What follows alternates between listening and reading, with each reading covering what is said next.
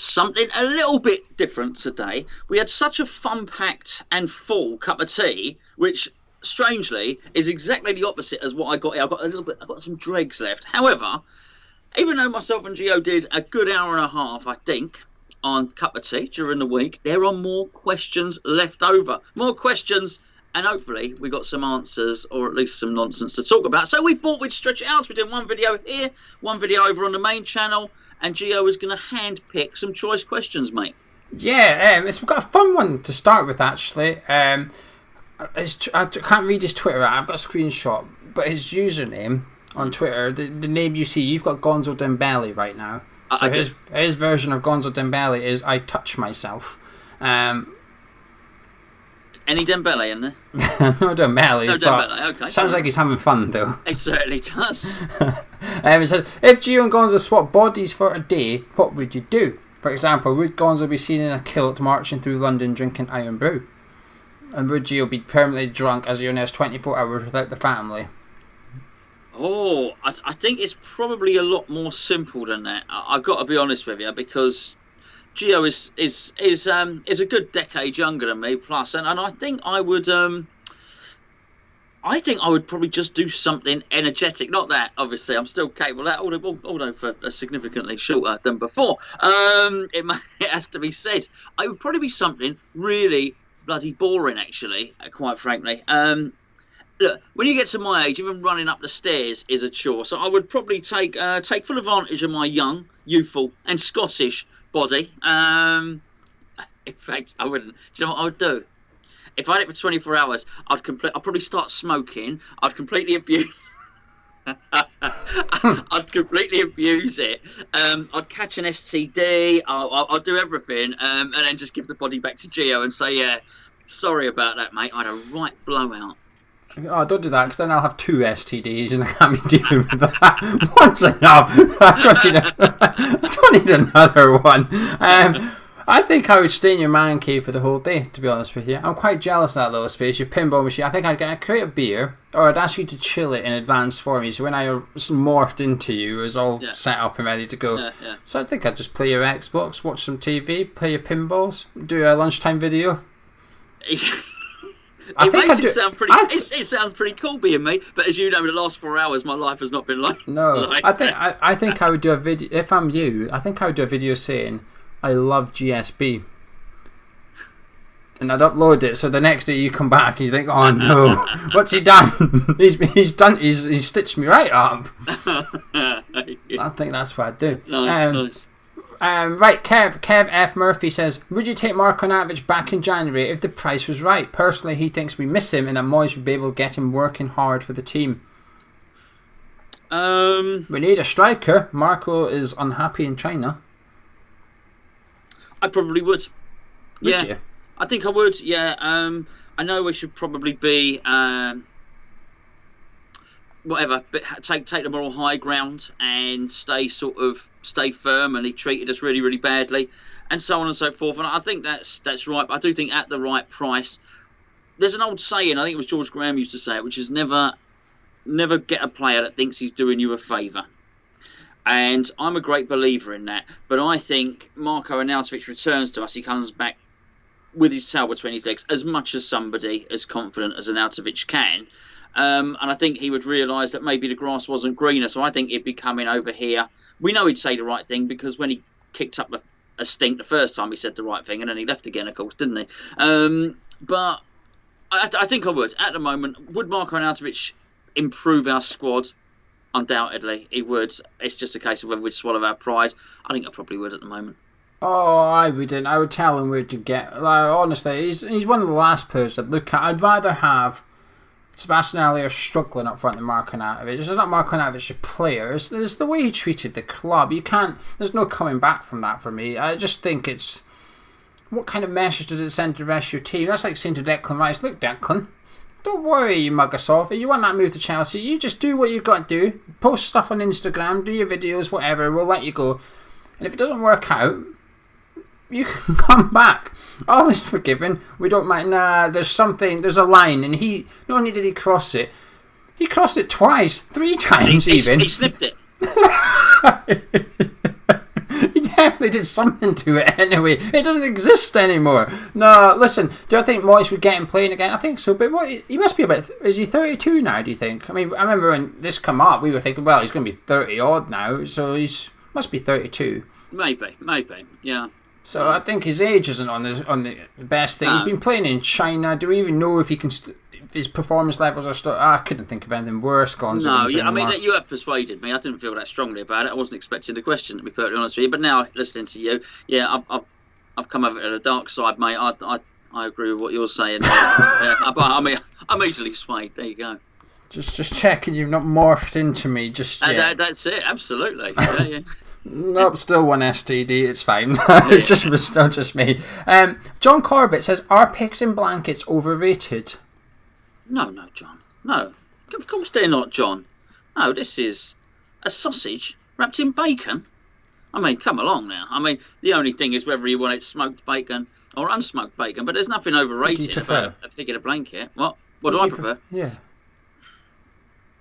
I honestly don't mind. There's so much gravy on the thing by the time I finished eating it anyway. But I mean, it's not the biggest, most pivotal decision in the world. I wouldn't rule it out. If I saw one was smoked, one was unsmoked, I'm not even sure I look, actually, when I buy them. That's the truth of the matter.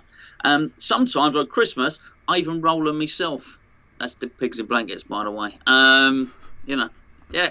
I love them. They're not overrated. Far from it. That is one of the finest foods in the world. Oh, I love them as well. It's funny how you only eat them at Christmas though. No, not at all. No, I only make them. I only prepare them myself. If I see them in the shop, any other time, we will often. In fact, occasionally, when I say occasionally, once every couple of years, maybe 2 or 3 times a year, I'll make a toad in the hole, which I struggle with because it's hard with a batter, and sometimes it goes flat as it don't. Sometimes it works, sometimes it doesn't. And last time I did it, I actually did toad in the hole, but I did pigs in blankets in the hole. So I guess it was toad and I don't know what. That's how I got my STD. That's how COVID-19 happened, mate. A man and a toad.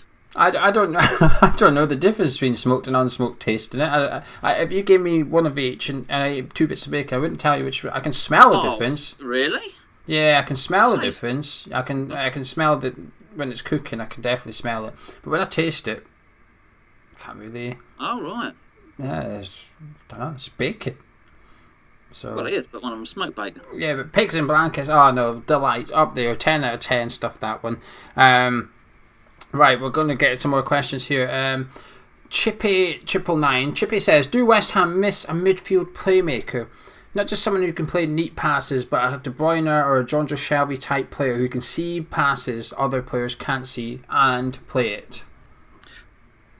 Well, the answer to that is yes and no.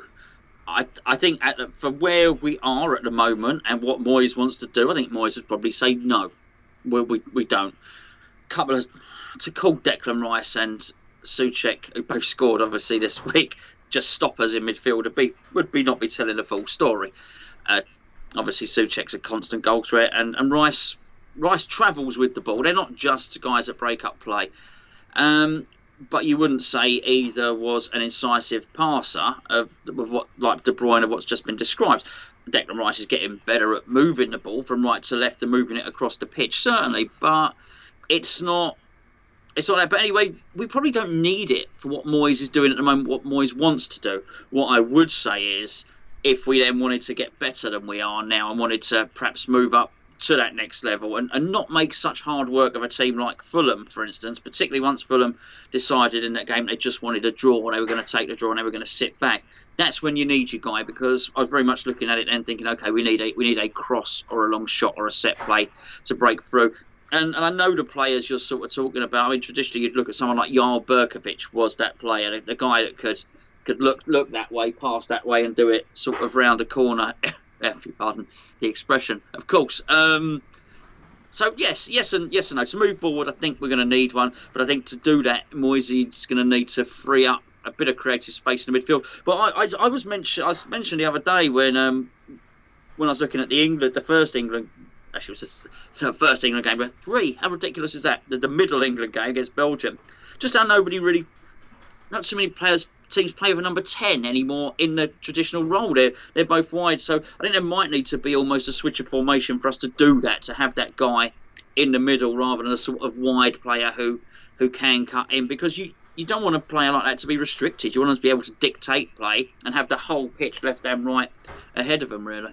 Yeah, I think though now that type of player tends to play centre midfield. The two examples he's given in De Bruyne and Jonjo Shelvey both tend to play centre midfield now, because like you said, that number 10's not really there. The only one closest to it in Premier League at the minute is probably Ross Barkley at Villa. It's almost like Dean Smith almost said, look, we need to get you in behind the striker, playing off Grealish and Trezeguet, Watkins, and let McGinn and Louis do all the hard working behind you, but you're going to have to come back and defend. But you're that number 10 role. Fulham still play at number 10 thing with Tom Kearney in there, but I do think it's a centre midfield one. The problem is with us is the way we play. I mean, it sort of leads into, we've got a question from Graham Morris. I'll just read it out because it ties in with this. It says, hi Geo Gonzo, do you think that Morris has a problem with players whose output can be explained as less predictable? For example, Benrahma versus Fornals, which is more predictable. Thanks, gents. And I think that's part of the thing. David Moyes likes to know what he's going to get from a player, and when you're asking someone to be creative, part of the creativity is they're unpredictable. Like, you don't know what you're going to go get, and I think that probably scares them a little bit. But also the way I actually think Fornals could be that creative player for it. I do think Fornals' vision's good. Go back and look at the goal against Wolves for that free kick. No one saw it except Pablo Fornals. I'm not even sure Bowen saw it. I think once Fornals kicked it, Bowen thought, oh, I better run. Now I'm running. Oh, look, I'm through in goal. There was only one player on that pitch out of both teams that saw that pass, and he executed it. The problem is, I think he's playing too far forward, because when he picks the ball up, he's only got two players in front of him. Traditionally, he's only got Bowen and Antonio, and it's even worse when it's Bowen and Aller, because Aller ain't going to be making that run usually. He's got one guy who's on the other side of the pitch to him, so to pick him out is difficult. Now, we know Jared Bowen makes those runs. What's he got, 3 goals this season? 4? 3? I'm pretty sure Fornals has set them all up. Now, it could be a sheer coincidence, but I don't think it is. I think Fornals is arguably our best passer of the ball, or certainly the best person with the vision. But playing in the position he does, I think he's too advanced. He needs to be behind more players, so he's got more players to aim for, if you like. Because at the minute, we'll see against Sheffield United, I bet Fornals will start, he'll pick it up, and he's going to have one guy to aim for, and that's it. That's easy to mark, and that is predictable. Whereas Newcastle, Shelvey looks good this season because he's playing centre midfield, launching it 40 yards for St Maximin to run onto, because he's sitting so deep. And I just think that's where it is. Could Benrahma be that player?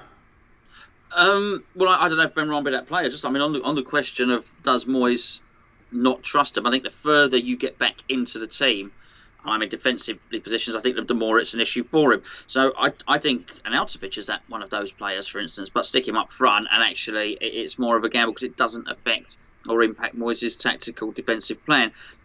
You look at his career, Kevin Morales was a real tricky player, and I think you can't say he was consistently brilliant every game.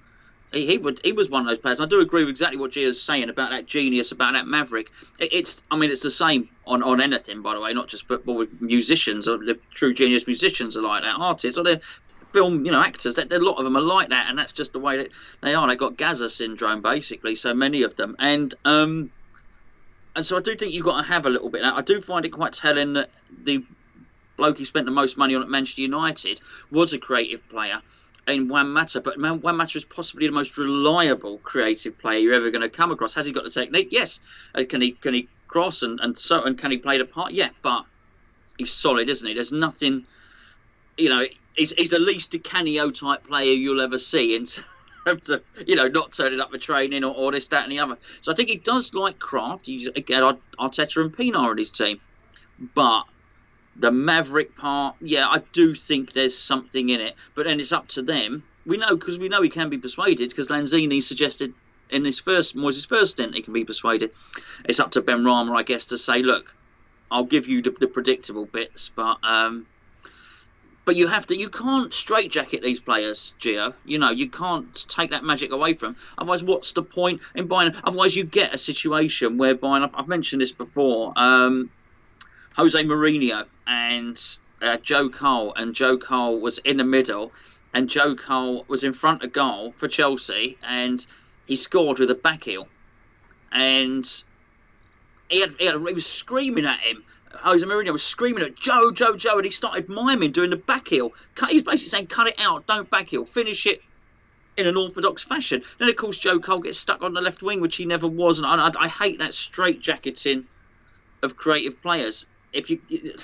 Surely there's room for everyone. Have your good but big burly defenders, set your team up, but allow someone a bit of flair. Yeah, it was just that old rumour that remember when we had Allardyce, if someone would shoot from outside the box and miss the target, they got fined. Yeah. Because Allardyce was, why are you shooting from outside the box? That's not what we do. Which Matty Taylor confirmed on top. Yeah. We cross it. That's what we do at West Ham. We cross the ball. There's no shooting from distance. There's none of that here. And then that England game, I watched the Belgian one. It's the only England game I watched because the other two collided with Scotland. And I watched the bit after the game with Jamie Redknapp, and he was saying that he loved playing for England in a way because all he did was work hard and give the ball to Gaza. And it was like, go do what you do. You are the skillful player. You're the creative player. Get the ball, give it to Gaza, and leave him. Just leave him. And it was in relation to Jack Grealish. He was saying basically England need to find a way where Jack Grealish has no defensive responsibility, and all they have to do is find a way of getting it to Jack Grealish and stand back and say, do your bit, Jack. Absolutely, yeah. That's it. Can't say Benrahma be our Jack Grealish. I don't know, but I'd like to find out, and that's my worry, that we will never find out.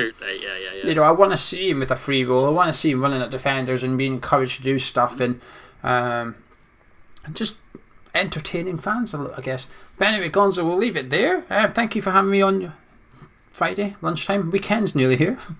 It is. Well, we'll be. Well, in fact, it is Friday now. Whatever. It's not on recording. We're confusing ourselves now. But we'll be doing a preview later on this evening on the Sheffield United game. Am I right or am I right?